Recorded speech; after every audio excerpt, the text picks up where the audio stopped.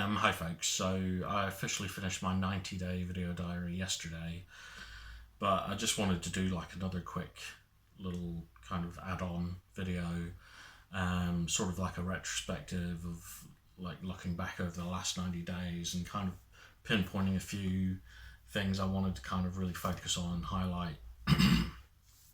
Also, I missed a day within the 90 days, and that's kind of been playing on my mind. Like, the perfectionist in me wants to kind of make sure I've done the whole 90 days. So this is gonna, make up for that one day that I missed.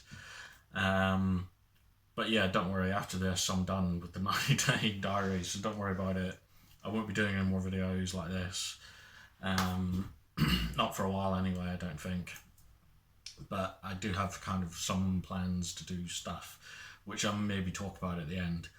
But yeah, like I say, I just want to I've looked back over some of my videos. I'm not very good at kind of watching myself back, and I think that's down to kind of like a negative body image that I have of myself. I don't like hearing myself, I don't like looking at myself. And it's something I'm getting better at, and it's something that I want to kind of develop and improve. And I thought, kind of like, in an effort to do that, I've made myself look back over some of the videos and just looking at the themes that have kind of cropped up consistently over the 90 days. And I think the main one for me one of the main ones is, I just want to highlight how real depression actually is. Depression, people talk about it, I don't think people take it seriously enough. I don't think people understand, unless you have ever suffered with depression, unless you have depression, it's a tough thing to kind of describe to people in respect of the fact that it is a real illness. It's a real thing. It's something that afflicts millions of people across the world. And I think there is still an element in society that, because it's a mental kind of health issue, that it is something that's easily surmountable. It's something that can be, snapped out of. You can just get on with it. You can just cheer up. You can just snap out of it. And that's not the case. And I just want to make that very clear, that anyone who suffers with depression, they don't want to be depressed. I don't want to be depressed. I don't want to go through this, day in, day out for months on end, not knowing when things are going to get better, if they're going to get better. If I had the ability to just wake up one day and snap out of it, of course I'd do that, definitely would. But I can't, because that's not how it works. And that's like, I keep comparing it to kind of other physical illnesses, and, diabetes is a really good one I keep mentioning. You wouldn't just say to someone who's got diabetes, you don't need insulin, just snap out of it. You can produce your own kind of insulin. You don't need to take insulin anymore. You wouldn't say that to a diabetic. Or if someone had a broken leg, you wouldn't say, oh, just get over it, get up and do a run, go and have a walk on a broken leg. You wouldn't do that, because it's obvious that the person's suffering with a real affliction. And yeah, when it comes to mental health, it's so difficult to, well, for a start, it's very difficult to prove. There's no kind of tests, or there's no blood tests that you can take to show, oh, I've got depression, my blood test shows me that. There's no kind of, some kind of brain scans that they're discovering now can show various activity in the brain. They can show how a depressed brain works compared to like a relatively healthy brain would work. So they are developing techniques and methods to drill down into the diagnosis issue. But ultimately, a lot of it is down to just, how people feel and mentally. And because it is something almost, insubstantial, something that you can't touch, you can't see, you can't feel, it can be hard to take it seriously. And I understand that. Myself, up until very recently, I thought that, there was nothing really wrong with me, that I could just be able to, I should be able to snap out of it. I should be able to just cheer up and get on with things. And it's only kind of in the last few months that I've really come to terms with the fact that, no, I'm genuinely, this is a sickness that I have, and it's not something I ask for. It's not something I want. If I could get rid of it, I would, and I'm doing everything I can to try and get rid of it. I'm taking as much medication as I can. I'm trying to find alternative remedies and techniques, and I'm doing everything I can. So yeah, that's one thing that I really wanted to try and get across and bring home to everyone, that people who have depression, they're not, you know, pretending. It's not something that they want. It's not something that they want to live with. It's not something they want to bring into other people's lives. Um, Unfortunately, yeah, there is still a massive stigma attached to depression and anxiety, because they are kind of intangible, illnesses, but they are still illnesses. And I just want to kind of pinpoint, like, bring that out, that it is an illness. It's a real illness, just as much as some physical illnesses can affect you. Depression, anxiety can do the same, and in some ways they can be worse, because they can affect you physically. So even though it's a mental illness, I've spoken about this before, where it's they can have a detrimental effect on your, especially on your body in a physiological sense. When you have really bad anxiety, you have overproduction of stress hormones, and because your body's constantly having to deal with being flooded with stress hormones, it's kind of putting a lot of strain on kind of like your body, your immune system. So that's a real physical effect that's a result of a mental illness. And to me, that just kind of hammers home that is real. This isn't made up. This isn't something that people just talk about as if it's, they're having a bad day. Real depression, real anxiety, they're as real as, I mean, I don't like to compare them to cancer, but, I'm going to say, yeah, they're as real as cancer. Um, that's one thing I just wanted to hammer home. The other thing that I wanted to talk about is, yeah, I kind of touched on it yesterday in my last video. Um, just the belief in yourself. It's a very important thing to have, and it's something that a lot of us take for granted, I think. And yeah, it's something that we need to kind of really invest in ourselves as people, and encourage not just ourselves but everyone around us. We can all be better people, I think, in terms of dealing with mental illness and mental health. And the other thing I want to talk about is like hope.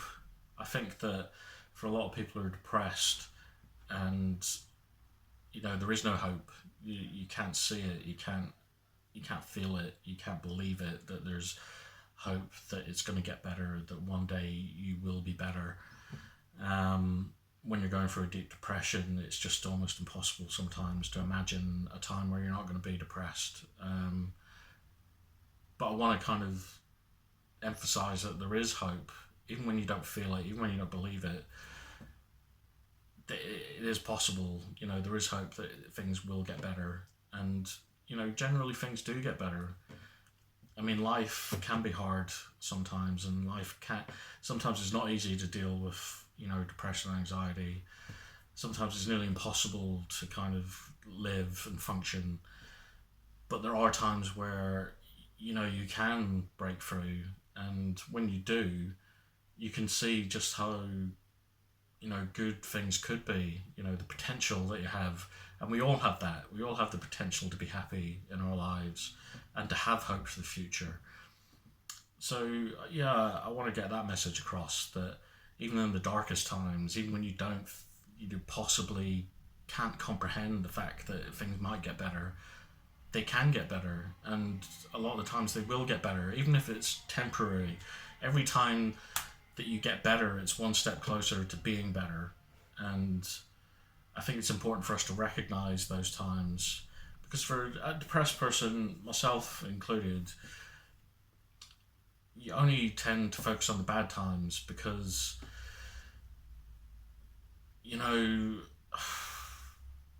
I've spoken about this before. It's my theory is that you think about negative things a lot because you don't want negative things to happen to you. So you're always consciously aware of what the worst case scenario will be, and you ultimately kind of talk yourself into, going through the worst case scenario. So it's almost like a self-fulfilling prophecy. I've spoken about that before. And in a funny kind of weird way of protecting yourself, you become overly focused on the potential bad things that could happen to you because you want to try and avoid them. But in focusing on them so much, it's almost like you bring them into your life. And it sounds really contradictory, but we need to kind of focus more on the good times, because I don't think we do. Like, for me, I've gone through life and there have been good times in my life. There have been amazing times in my life. But because I don't focus on them, they just happen and I experience them briefly and then they're gone. Because I don't bring them back up again, because I'm too busy thinking about all the crap that can happen, I'm not kind of getting into the habit of these positive thought processes, these kind of like, when you think about the good things over and over and over and over again, you start to recognize them when they're there and you start to really kind of live in that moment more than you would. I'm not sure if I'm making any sense there, but that's something that I've kind of seen over the course of my 90 days, that times when I felt so bad that I felt like I was in the worst low that I've ever been in, I can look back now and say that no, I did feel bad, but there have been times over the last 90 days where I haven't felt bad. There have been times over the last 90 days where good things have happened.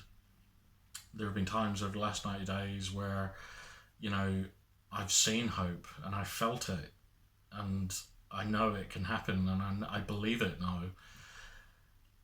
And I know it's not easy. It's easy for me to sit here and kind of rant and rave on a video for, 15 minutes.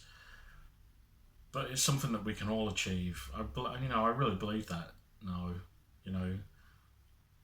I think we just have to be better at recognizing, embracing, almost living in the good times. As much as we do worry about the future, we should stop doing that because that's pointless. It's pointless exercise. It wastes energy. It wastes kind of, happiness. Worrying about the future is no good for anything. And again, that's easy for me to say. I still kind of get anxiety about everything. But I'm a work in progress, and we're all a work in progress. And I'm going to end there. But over the last 90 days, I've been through a lot of emotions, and some good, some bad. And that's life, I think, ultimately. There are good times and there are bad times for everyone, no matter if you're depressed or not. But yeah, I've got to believe that there is hope, that I can be better, that we can all be better. And I think back to reading The Man's Search for Meaning by Viktor Frankl, and he summed it up quite well. No matter how shit your life seems, no matter what kind of position that you're in, whether it's been forced onto you or not, ultimately we're the only ones that can decide how we react to the situations that we're in. And we have the ultimate control. We may not be able to control certain circumstances in our lives, but ultimately we can control how we deal with them, how we decide how to act, we decide how to react. So we have the power. That's another message. We have the power. There is hope. Depression is real, so people should take it more seriously. And you shouldn't feel like you're wasting anyone's time because you're going for a bad time and you're depressed and you've got anxiety. You're justified in feeling bad. I guess that's what I'm trying to say. That you shouldn't feel bad or guilty or. I'm getting off topic now. I'm going to leave it there. But I want to thank anyone who's watched these videos, anyone who's gotten anything out of these videos. I hope somebody somewhere has taken something that I've said and it's helped them in some way, because that's, I want to do that. It's not just about me sitting here talking. I want to try and help people if I can. Going forward into the future, I'm not sure if I'll carry on doing any kind of video diaries like this. I'm contemplating maybe doing not a blog, podcast. Not sure if that's something that could work. Look into that, maybe doing a weekly podcast, just talking about mental health, trying to raise awareness like I do. Yeah, it's something I'm considering. I don't know if I'll do it or not. Potentially video wise, I might start doing film reviews again. I've done a few on my YouTube channel. Something I'm quite into because I love my movies. So yeah, but as far as doing kind of a video diary, I'm not sure I'll do any more of these. But that could change, who knows. But for now, I'm sure you'll be very pleased to hear I probably won't be doing another video like this for a while anyway. I just want to say goodbye and thank you again to everyone. And I hope you're all doing well out there, whoever's watching. And hopefully I'll catch up with you guys soon in some way. Yeah, so bye.